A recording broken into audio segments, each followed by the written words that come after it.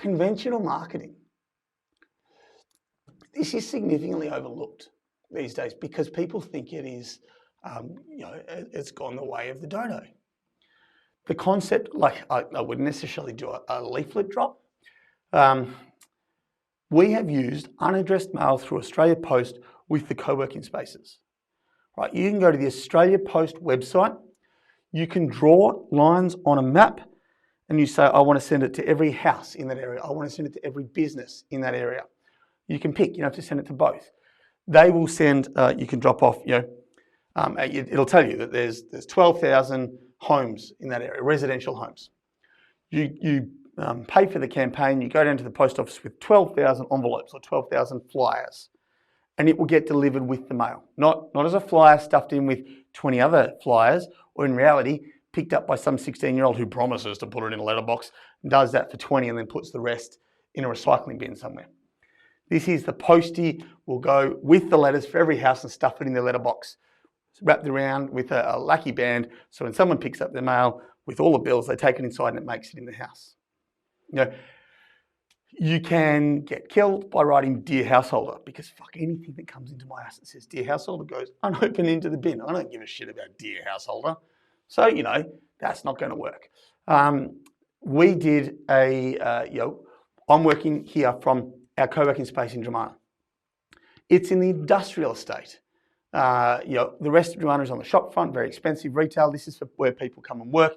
It was an industrial area. Now it's really popped. There's a brewery, there's 2 distilleries, there's retail outlets, there's a cafe across the road that roasts its own coffee, there's a surf shop across from us. Shares the front of the building, right? We created a pamphlet that said, what was the wording? It was along, the revolution of the Dromana industrial estate. Have you seen what has been happening in the area? You may have heard about the brewery, the distilleries, the coffee roastery, etc. And it was a flyer that folded out in like 3 things. Like 2/3 of it was about the co-working space. Didn't look that way. It looked like information to the general community about the new vibrant industrial estate that they may not have been aware of. It was paid marketing by us, right? That got in with the mail into people's houses. And when they looked at it, it didn't say, hey, do you want to do co-working? Fucking try this. It didn't say, Dear Householder, why don't you? In the bin. It said the vibrant industrial, there was great wording, it was done by a copywriter. Have you seen the vibrant Dromana industrial estate? Little map on the back with all the things. Like, shit, I didn't know this. Breweries, coffee roasteries, fucking dog food places, gyms, like there's all amazing stuff in here, right? And it was on the map with all these logos around the back. So like, oh wow, it's not just factories. Right, no one else paid for to be on that, that was ours. But 2/3 of it was about us, and it made it sound like this was the new coming thing that was promoting small business and helping blah, blah, blah. It got in the house, I think, and it got opened, I think, because we didn't make it sound blah. And it was conventional marketing. The concept of doing it was basically not much fucking removed from a letterbox drop. I mean, we did get a fucking huge spike in inquiries. Pretty fucking COVID shit. we were pumping. We were full. That was one of the most effective campaigns we ran. It's hard to know because we were running them all at once, including Facebook ads. But we did things like that I think had a huge impact. People who aren't on Facebook, who aren't driving down here, get to see and hear about and gets people talking. So conventional marketing is often discounted. The other one would be a direct mail out. We've talked about this in the Get More Builders you want to work for. But if you've got names and addresses of former clients or prospective clients, especially if you're selling a higher ticket amount, to send them something that is in the mail is unusual. Now, it doesn't have to be just an envelope.